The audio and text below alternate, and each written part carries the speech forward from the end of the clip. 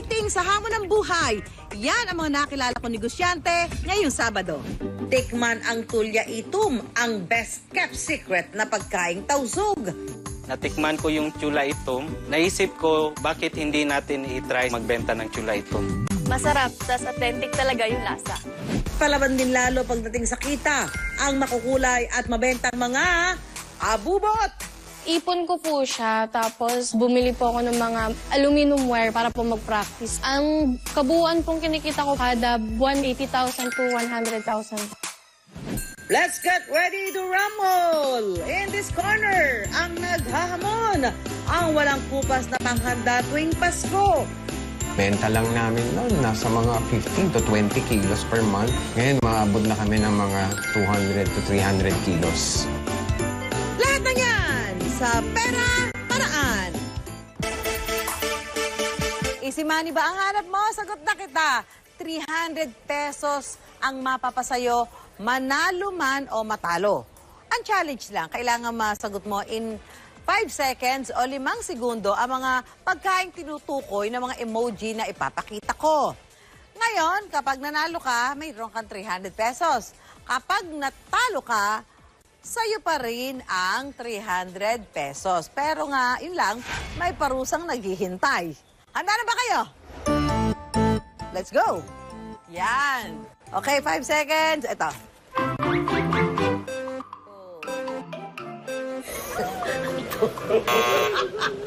Ito, hot dog. Ay, mali ka, te. Anyway, may 300 ka pa rin. Kaya lalagyan kita ng uling. Tan-tan-ta. Ayan, kunwari nag-makeup ka lang. Ayan, okay. 3. Tan-tana. Shake hands. Shake hands. Pagkain pa, shake hands. Gatas. Eto, 300 mo. Tan-tan-tan-tan-tan. Ayan. Ayan. Ano yan? Puto. Kulak yan Cotton talaga. candy. Ay, mali, late ka na. Ay siya, meron kang 300, pero uuwi kang ulingan. Susunod sa Pera Paraan. Sa Cebu City, may ulam daw na may halong uling. Masarap, tas authentic talaga yung lasa. Abangan, mamaya. Pinag-uusapang homemade ham na tuwing Kapaskuhan lang mabibili. Patikim naman yan.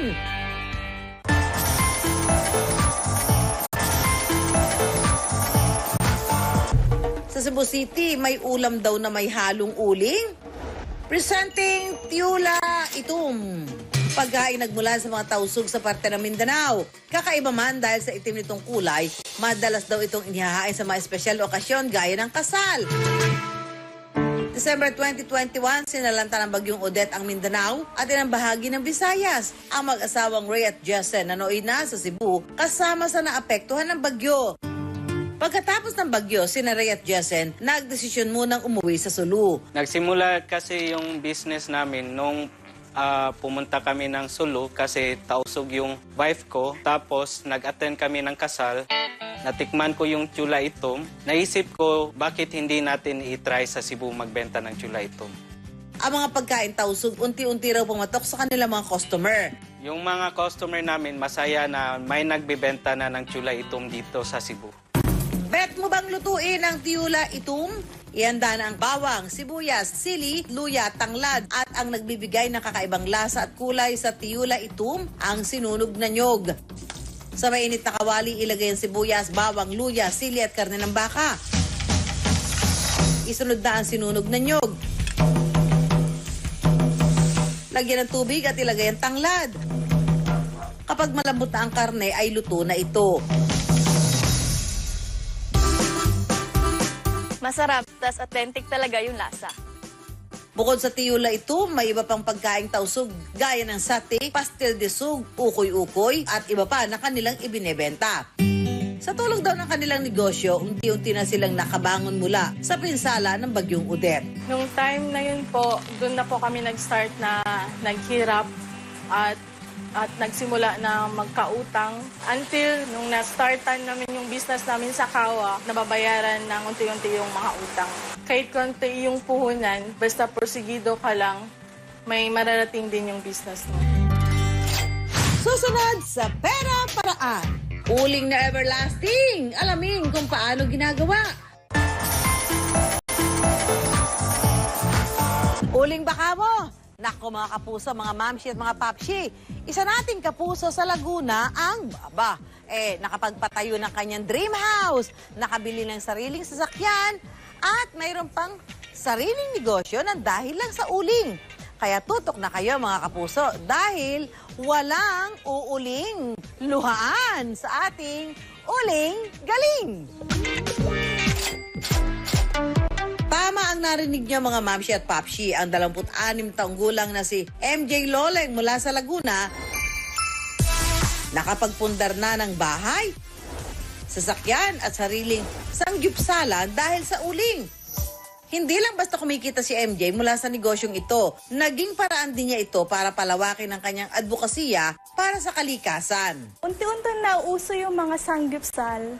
Nakikita namin nagkakaroon ng problem sa environment, nagbabaha, ganyan. And one of the reasons why tumitindi yung pagbaha is because of deforestation. Ang isang dahilan kung bakit lumalala yung deforestation ay dahil sa mga pumuputol ng puno para gamiting uling. Kung ang ordinaryong uling ay gawa sa mga pinutol na kahoy, ang uling na produkto nila MJ, eco-friendly raw dahil gawa sa mga patapong baon ng nyog. So this coconut shell waste, pinagsama-sama namin siya, then gumawa kami ng iba't ibang community. So ang purpose ng community, sila yung nagagather ng waste, and then this waste, kinakarbonize nila, binabaon sa lupa o kaya through the drum. So, ang ginagawa ng planta is ini-engineer siya para maging briquettes. So, si grinder, pipinuhin niya yung charcoal para maging powder. Once na maging powder na to, papasok to sa isang mixer machine. Sa mixer machine, ilalagay namin dito is cassava binder, water, and the powder. Then, after ma-mix yan, dadaan yan sa extruder machine. So, once nasa extruder machine na siya, lalabas yan into hexagonal na mahaba. So, cutter, ikakat niya siya into uniform sizes. So from there, ilalagay namin siya sa mga drying racks. So it will take us, as of now, 1 to 2 weeks before ma-fully dry. Of course, depending sa weather. Saka namin siya isasako-sako, then ready na siyang i-distribute sa mga customers. MJ, ano nga bang kaibahan niya sa ordinaryong uling? Mas matagal yung baga niya compared kay traditional firewood. Kasi traditional firewood, it will take 30 minutes. Si Ecobix charcoal, it can burn 3 hours or 5 hours long. Tapos na yung niluluto mo, may baga pa siya. So when that happens, at nakita mo yung baga na siya, wisikan mo lang ng konting tubig hanggang sa mawala yung apoy, mawala yung baga, tapos painitan mo lang, pwede mo na siya ulit gamitin. Another thing is pwede siya sa mga enclosed space, like mga restaurant, kasi nga smokeless and odorless na din siya. Sobrang tibay niya din. Kasi kahit ibagsak mo siya, hindi siya basta-basta madudurog compared kay traditional firewood. Dahil bago ang kanyang produkto, ang pinakamalaking pagsubok daw ng negosyong ito ni MJ ay kung paano ito tatangkilikin ng masa. From there na parang wala masyadong bumibili when we first started, parang mawawalan ka talaga ng pag-asa na parang, ano ba, tutuloy ba natin? Importante raw na malinaw ang gusto niyong marating ng inyong business kapag nagsisimula pa lang. Tinry na natin, ayaw nila, hindi nila nagustuhan. So sige, improve natin yung product. Because of the goal or mission, yun yung dahilan kung bakit kahit na imposible, naging imposible. Para dun sa pangarap namin na one day, lahat ng tao, hindi na kailangan magputol ng puno para sa uling. Ang coconut briquettes na ito, ginagamit rin ni MJ sa kanyang sanggupsalan. Aba MJ, magpasangyup ka naman dyan! Ngayon po tuturo ko po sa inyo kung paano po gumawa ng pork enoki. Simple lang ang mga sangkap, pork belly na manipis ang hiwa, enoki mushrooms, asin at paminta. Lagyan ng asin at paminta ang pork belly, pagkatapos ay ibalot ang pork belly sa enoki mushroom. So ito na po ang ating pork enoki. Pwede na po siyang iserve sa mga customers. Dahil sa pagsasara ng mga restaurant ang kasagsagan ng pandemic, nawala ng kita ang negosyo ni MJ na coconut briquettes. Nagsara yung main clients namin. Basically, mga restaurants, sanggip restaurants, inihaw restaurants, yan. So, meaning to say, wala kaming sales. Kaya sanggupsal business ang naging sandalan ni MJ at ng kanyang mga staff. So, dito na buo yung Uma Sanggip naman. Siya yung nagsalba sa charcoal business. So, isa kami sa mga unang restaurant na nag-introduce ng sanggip on the go or sanggip sa bahay packages. Para kay MJ, ang negosyo at advokasya kayang-kayang pagsamahin. The charcoal product, hindi lang kami or yung mga tao yung natutulungan. Overall, it also helps the environment. The main natutulungan talaga ng charcoal is the people, also the planet. Ang uling maitim at madumi kung titingnan. Pero pagdating sa business, talaga namang palaban. Para matikman ang tagumpay sa pagnenegosyo, huwag matakot na marungisan. Dahil ang tagaktak ng pawis at pagtitiis, may ginhawa ring kapalit. Up next, kayanin ko kayang makabuo ng paandar na bookmark? Abangan! Bago kami gumawa, ay mag-pedicure muna kami.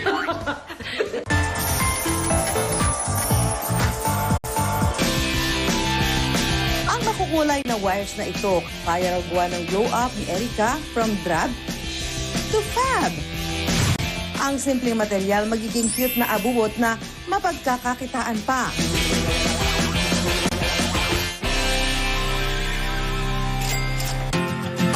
Ang madiskarteng estudyante na si Erica, bata pa lang, sideline na ang pagtitinda habang nag-aaral.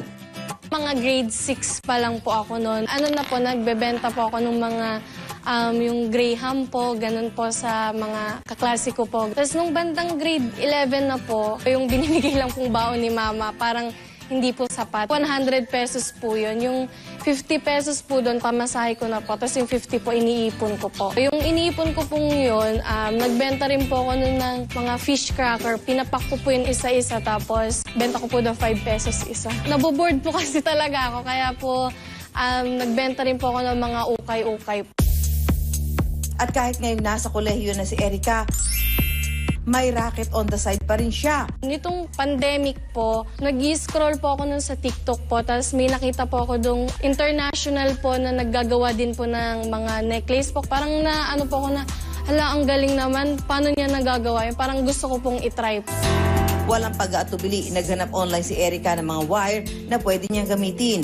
Naglaan siya ng 1,200 pesos para makapamili ng mga paon ng materyales. Ang kaso, Last ipon ko po siya, tapos yun nga po, gusto ko nga po mag-try. Bumili po ako ng mga aluminum wire po, mga ganun, para po mag-practice po ng mga pangalan. Tapos ayun po, parang medyo pangit nga po. Yung letter E po, sobrang laki. Tapos po yung R po, hindi po maintindihan. Tapos yung I po, hindi ko po alam kung paano po gagawin, kaya pa-straight lang po na ganun. Parang hindi ko kaya to, parang ayoko ipagpatuloy. Pero sabi naman nung mama ko po na, wala, ano ba yan?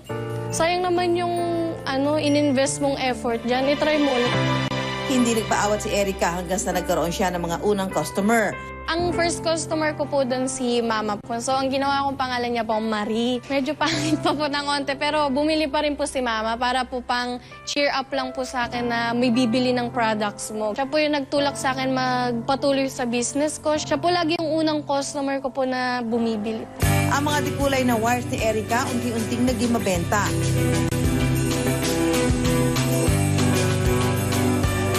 Pero alam niyo ba mga mamshi ang hugot sa likod ng mga pagsisikap ni Erica? Si mama po kasi dati pa po siya may sakit po. Diabetic po, tapos sa puso din. Ayun po. Yung mga naiipon ko po, nagbibigay po ako sa kanya. Na po ako, 21 na po. Siyempre po gusto ko na pong maghanap ng trabaho po talaga para magbigay kay mama ng niya po gano'n.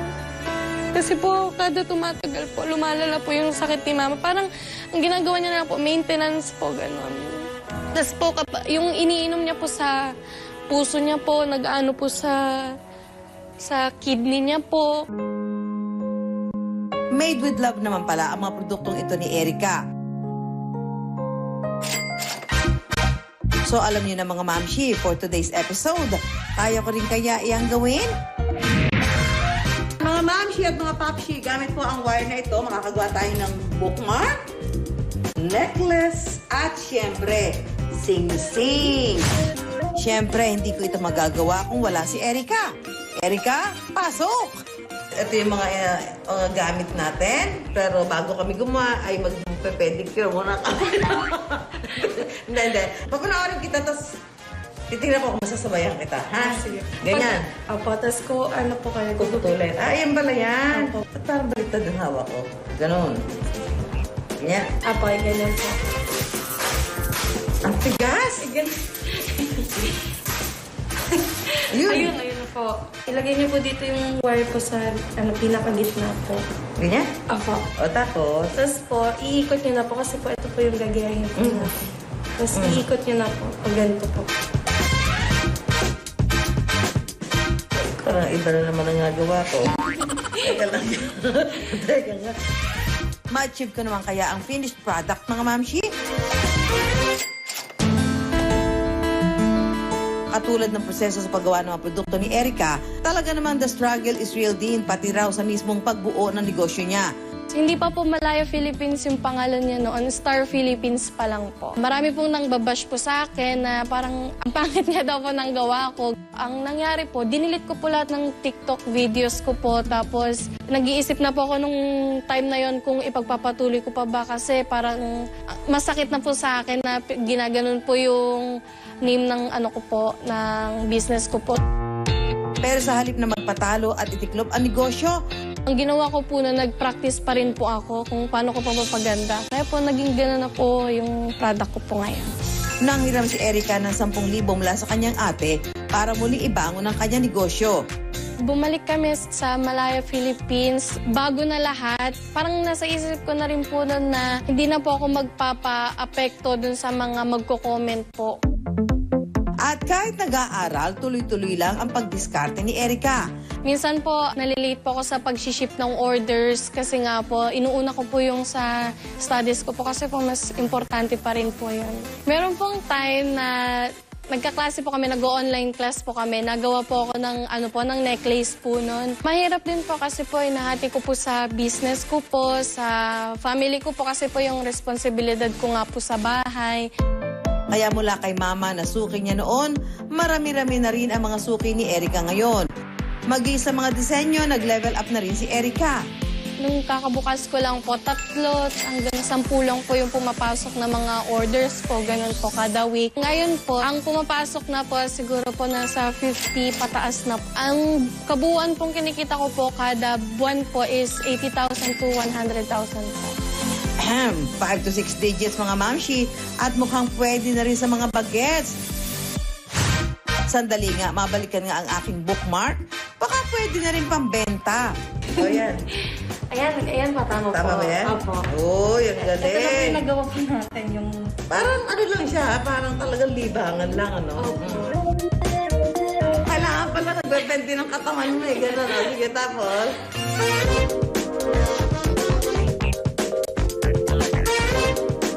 Oh, nagawa ko na! Tanda-tanda! Onting ano na lang, pero pwede na. Opo, pwede na po. Pwede na, Erica? Opo. Oo, ayan o. Bilang estudyante, ang mga small wins niya sa negosyo, malaking achievement na para sa kanya.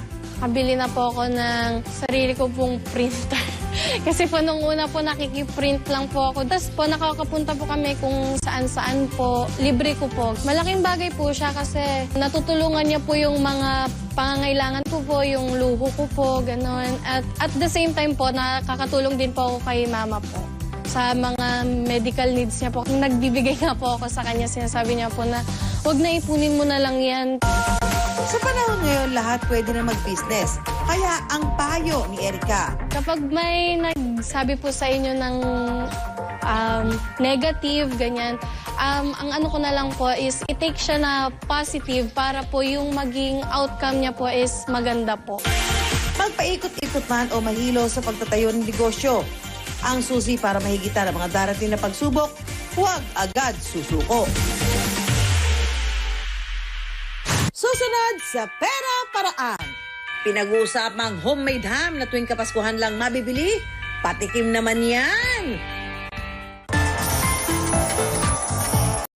Christmas is calling at kapag Noche Buena, ano ang mga hindi pwedeng mawala sa paghanda? Fruit salad, spaghetti o barbecue. At dahil 63 days na lang before Christmas, bibida ngayong umaga ang mga walang kupas na paghanda. Hamon na humahamon ang kita. Mga mamshi at papshi, for today's video, hinahamon ko kayo sa isang Christmas bee. Christmas at Quiz Bee rolled into one. And for today's video, the category is all about hamon. Saang bansa nagmula ang hamon? Belgium po. The correct answer is Spain. At ang hamon ay Spanish word for ham. Sa anong parte ng baboy galing ang hamon? Ang tamang sagot ay pigi. At sa parteng ito ay present ang laman, konting taba at balat ng baboy. Tuwing anong season ito madalas kinakain sa Spain? Winter. Tama. Tradisyonal na pagkain daw ito doon tuwing winter time. Preserved kasi ang hamon kaya matagal talaga ang shelf life nito. At dito sa Pilipinas, maaaring nabitbit daw ng mga praile ang tradisyon ng pagkain ng hamon tuwing Noche Buena nang sakupin tayo ng Espanya. Speaking of Christmas, itong si Papsi J nagtatransform daw ng career tuwing papalapit na ang Pasko. From customer service supervisor, nagiging kusinero/businessman with his sparring partner, ang kanyang misis na si Karen. At ang superhero ng kanilang negosyo, walang iba kundi hamon. Kahit seasonal lang ang kanilang produkto, kumikita raw sila ng 120,000 to 150,000 pesos kada buwan mula October hanggang January. Curious ba kayo kung paano ginagawa ang homemade ham na ito? Say no more! Meron tayong basic ingredients. So, meron tayong pork, which is yung pigi ng baboy. And then we have the brine solution. Mixture siya ng water, salt, pink salt, sugar, and other spices. And then meron din tayong tinatawag na dry rub. And mixture din siya ng mga spices natin. Secret ang dry rub ni na Papsi J, mga moms. Pero pwede kayo mag-eksperimento ng sarili niyong timpla gamit ang mga pampalasa tulad ng asin, paminta, pulang asukal at iba pa. Kailangan natin siyang i-inject doon sa meat kasi para mag-penetrate yung lasa. Otherwise, kung talagang imamarinate lang natin siya, well, hindi papasok yung lasa talaga nung solution natin. Gamit ang syringe, siguraduhin na pantay-pantay ang pagkakalagay ng brine solution para kapit na kapit ang lasa sa inyong hamon.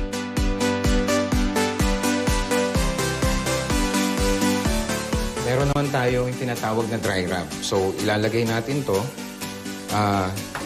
Kailangan equally distributed din yung mixture na to. At kapag namasahe na ito ng mabuti, ready na ang karne para sa next step. So, doon na tayo sa curing period. Kung saan, kailangan 24 hours nasa chiller lang tong karne para manuot talaga yung lasa. Pagkalabas sa chiller, oras na para ihulma ang hamon. Tali lang natin, buhol lang natin to na may ipapasok natin yung buong karne para makapagsimula tayo na malak natin itong karne. And then, kailangan lang medyo mahigpit. Siguraduhin daw na mahigpit ang pagkakatali rito para maging bilog. Importante raw ang step na ito para kapag hiniwa ang hamon, buo pa rin ang karne. So, ito na, ready na to for baking. Ang 1 kilo ng ham, 1.5 oras na lulutuin sa oven. At para sa final step, it's glazing time!